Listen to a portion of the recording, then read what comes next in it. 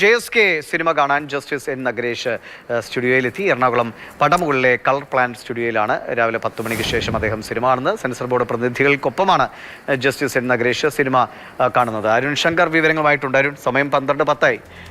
ഒരു 2.5 മണിക്കൂറുള്ള സിനിമയാണെങ്കിൽ കുറച്ച് മിനിറ്റുകൾക്കകം സിനിമ പൂർത്തിയാകുമെന്ന് കരുതുന്നു.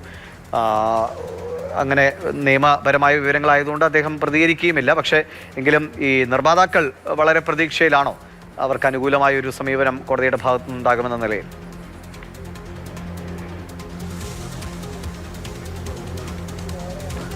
ഇതിൻ്റെ അണിയറ പ്രവർത്തകരെ സംബന്ധിച്ച് ആശങ്കയും പ്രതീക്ഷയുമുണ്ട്. കാരണം പ്രതീക്ഷ എന്ന് പറയുന്നത് ഈ വരുന്ന ബുധനാഴ്ച JSKയുമായി ബന്ധപ്പെട്ടുള്ള ഹർജി ജസ്റ്റിസ് നഗരേഷ് വീണ്ടും പരിഗണിക്കും. പരിഗണിക്കുമ്പോൾ സിനിമയ്ക്ക് അനുകൂലമായിട്ടൊരു തീരുമാനമുണ്ടാകും എന്നുള്ള പ്രതീക്ഷയുണ്ട്. പക്ഷേ അങ്ങനെ തീരുമാനമുണ്ടായാൽ പോലും സെൻസർ ബോർഡ് വീണ്ടും അതിൻ്റെ നിയമ പോരാട്ടങ്ങളിലേക്ക് കടന്നു കഴിഞ്ഞാൽ സിനിമയ്ക്ക് അത് വീണ്ടും ഭീഷണിയാകുമെന്നുള്ളൊരു ആശങ്കയും അവർക്കുണ്ട്. എന്തായാലും അസാധാരണ ഒരു സംഭവമാണ് ഇപ്പോൾ നടക്കുന്നത്.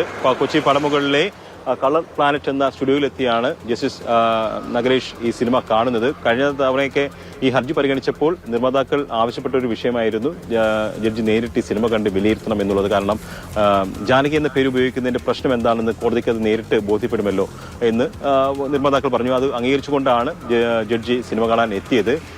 സെൻസർ ബോർഡ് പറയുന്നത് ഒരു ദൈവത്തിന്റെ പേരായതുകൊണ്ട് ജാനകി എന്ന പേര് ഉപയോഗിക്കാൻ കഴിയില്ല എന്നുള്ളതാണ്. പക്ഷെ എന്തായാലും ഇക്കാര്യത്തിൽ ബുധനാഴ്ച ഒരു തീരുമാനം ഉണ്ടാകുമെന്നുള്ളതാണ് പ്രതീക്ഷിക്കപ്പെടുന്നത്. ഇപ്പോൾ 10 മണിക്ക് തന്നെ ജഡ്ജി സ്റ്റുഡിയോയിലെത്തി സിനിമ കാണാൻ ആരംഭിച്ചു. ഇപ്പോൾ 12:10 കഴിഞ്ഞിരിക്കുകയാണ്.